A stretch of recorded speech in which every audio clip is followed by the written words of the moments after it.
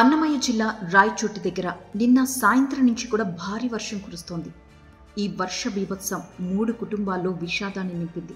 ఎక్కడ చూసినా కూడా రహదారులన్నీ జలమయమైపోయాయి. ఇళ్లల్లోకి నీళ్లు వెళ్ళిపోయి ఇంట్లో కూడా ఉండలేని సిచ్యువేషన్. బయటకొస్తే మోకాల్లోతు నీళ్లు, నడుములోతు నీళ్లు.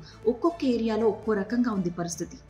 ఎస్ఎస్పురం దగ్గర నిన్న ఒక బాలిక మురుగు కాలువలో కొట్టుకుపోతుంటే ఆమె తల్లి ఆ బాలికను రక్షించడం కోసం ముందుకు వెళ్ళింది. ఆమెకి హెల్ప్ చేద్దామని మరొక యువకుడు కూడా ముందుకు వెళ్ళాడు. దాంతో ఆ ముగ్గురు కూడా మురుగు కాలువలో కొట్టుకుపోయారు. మరొక చోట ఇంటి నిండా నీళ్లొచ్చేయడంతో లోపలున్న వ్యక్తి బయటకు వచ్చాడు. బయట సిచ్యువేషన్ ఏ విధంగా ఉంది, అసలు ఇన్ని వాటర్ వస్తున్నాయని చూద్దామని. అంతే, ఆ ఇంటి పక్కన ఉన్న సైడ్ కాలువలో పడి కొట్టుకుపోయి మృతి చెందాడు. వీళ్ళందరి మృతదేహాన్ని కూడా వెలికి తీశారు అక్కడున్న సిబ్బంది. ఇక మరొక చోట ఒక బాలిక స్కూల్ ఆటో దిగి నడుచుకుంటూ వెళుతుంటే నీటి ప్రవాహానికి కొట్టుకుపోయింది. ఆమె కూడా మృతి చెందింది. ఇలా నిన్న కురిసిన వర్షంతో 3 కుటుంబాల్లో విషాద ఛాయలు అలుముకున్నాయి.